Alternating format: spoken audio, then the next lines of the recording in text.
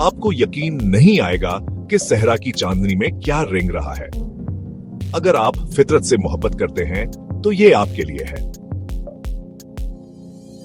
सहराई रात की छपकली जिंदा रहने की एक हकीकी माहिर है। ज्यादातर रेंगने वाले जानवरों के बरक्स जो धूप में खुद को गर्म रखते हैं, ये छोटी छपकली सहरा की ठंडी रातों को पसंद करती है। ये आपकी अंगली से बमुश्किल बड़ी होती है। चट्टानों और गिरे हुए दरख्तों के तनों के दरमियान छिपी हुई सहराई रात की छपकली दिन के वक्त तकरीबन नजर नहीं आती, लेकिन जैसे है शाम होती है, यह शिकार के लिए बाहर निकल आती है। अस्क के पसंदीदा खुराक छोटे कीड़े मकोड़े और मकड़ियां।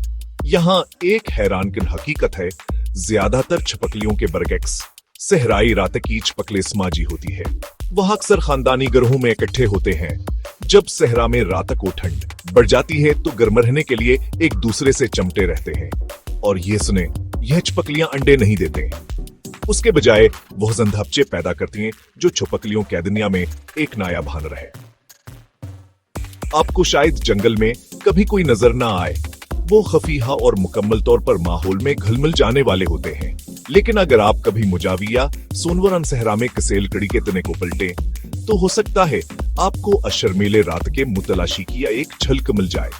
अगली बार जब आप सहराओं को खाली समझें, तो सहराई रात की छपकली को याद रखें, छोटी, मजबूत और हैरतों से भरी हुई। फितरत की सबसे परअसरार मखलूक अक्सर खली जगहों पर छपी होती है।